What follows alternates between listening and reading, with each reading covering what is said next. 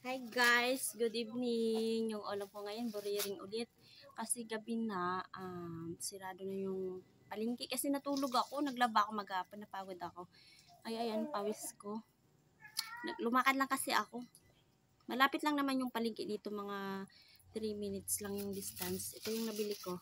Tuturaan ko kayo kung paano magluto ng buriring. Yung mga para lang to sa mga nagbo-board na short budget. Ano na. Ito. Buriring to Ayan, may libre palang libas. Libre to yung libas. Dito muna natin ilagay yun. Libreng libas din.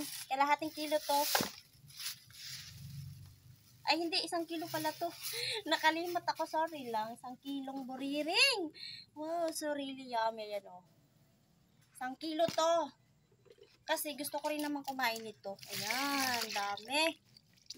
Siguradong masusolve si Queen of Vlog nito. Yung dito naman. Ito yung libas. Kailangan lang natin alisin yung mga tangkay. Hindi kasi maayos si Queen of Vlog mga kaludi. Okay, ayan. Ganyan lang yung ginagawa ko. Free lang to. Then, ito yung buriring. Kailangan mo lang siyang hugasan ng maigi. Then, lagay mo.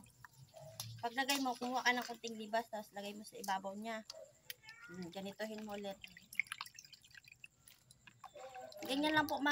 Mabilis lang lutuin yung, yung buriring. Ayan, di ba? Okay na. Okay na. Lagyan na natin ng asin. Ay, bitchin pala. Bitchin. Kunti lang yung bitchin nilalagay ko. Yan o. Tingnan nyo ha. Ayan, kunti lang talaga. Tapos yung asin. Ayan. Asin, ganyan lang karami. Ito yung dinagdag ko. Tapos, ukayin lang natin ng ganito para yung mag-absorb yung mga panakot niya. Then, lagyan natin ng kunting paminta kasi para sumarap lalo siya. Kunti lang naman. Mga ganito lang. Okay na yan. Maglasa lang din. Hindi pa yan tapos. Lagyan natin ng oil. Kunting oil lang.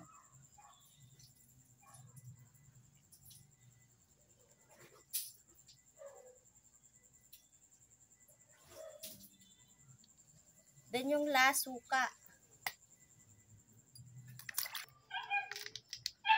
Ito yung suka, mga ka-Queen of Vlog. Lagyan natin na, inuubos ko kasi to yung isang pouch. Kasi 1 kilo to eh. Kailangan maraming suka. Ayan, tingnan nyo. Wow. Pero parang kulang yung parang kulang yung mantika. Lagyan natin.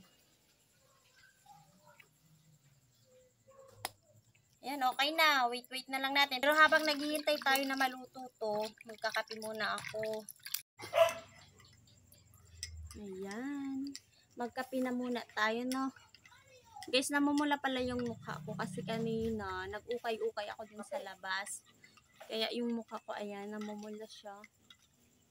Ganyan talaga yung mga mga Pinay namumula.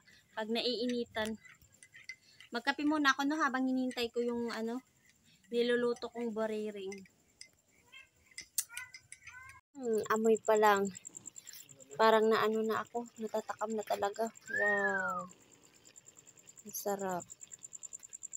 Malalaman mo siyang luto na kapag meron ng ganyan. Ayan o. Meron nang siyang parang hindi ko alam sa Tagalog, yung parang namanit na siya, parang bumuka na yung niya. Ayan. Pero ako sa side ko naman, hinahalo ko pa to kasi yung ibabaw, gusto ko kasi yung mga ingredients niya mag-absorb. Dahan-dahan lang naman. Wow, nakakatakam talaga itong mga ka-Queen of Vlog buriring. Mamaya ko pa ito kunin. Medyo patuyo-tuyuin ko pa kasi mas masarap yung nito, tawag doon, yung patuyo. Kunting apoy na lang yan.